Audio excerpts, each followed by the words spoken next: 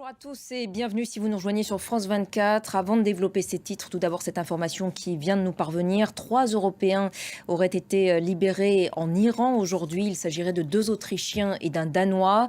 En échange de la libération intervenue cette fois il y a une dizaine de jours du diplomate iranien détenu en Belgique, Assadollah Assadi. Je vous le disais en titre, au Sénégal, 9 personnes ont été tuées dans les violences qui ont suivi la condamnation à 2 ans de prison ferme d'Ousmane Sonko. L'opposant et candidat à la présidentielle de 2024 a été reconnu coupable de corruption de la jeunesse. Il est plus que jamais menacé d'inéligibilité. Nathalie Audicharya. Et ce vendredi, la tension demeure à Dakar sous le choc après ces violences. Écoutez le récit qu'en fait notre correspondante sur place, Sarah Sako. Toujours sur le continent africain, réunion aujourd'hui à Pretoria des ministres des Affaires étrangères des BRICS. Et pendant ce temps, sur le terrain en Ukraine, le gouverneur de Zaporizhzhia fait état de nouveaux bombardements aujourd'hui sur sa région.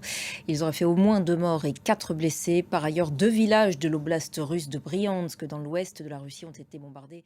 C'est en tout cas ce qu'annonce le gouverneur de cette oblast qui ne signale pas de son côté de victimes. L'invasion de l'Ukraine, un échec stratégique pour la Russie, selon les mots d'Anthony Blinken.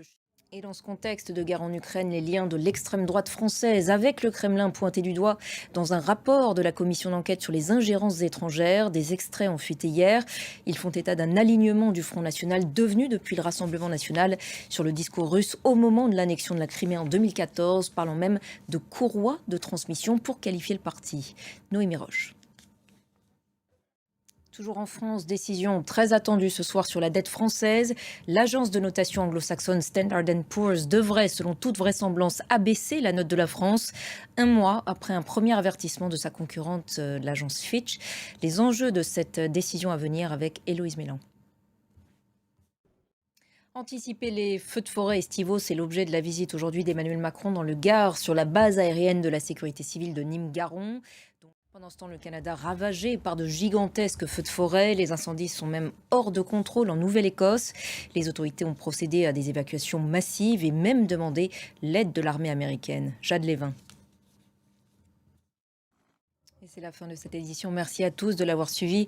L'actualité continue sur notre antenne. Restez avec nous sur France 24.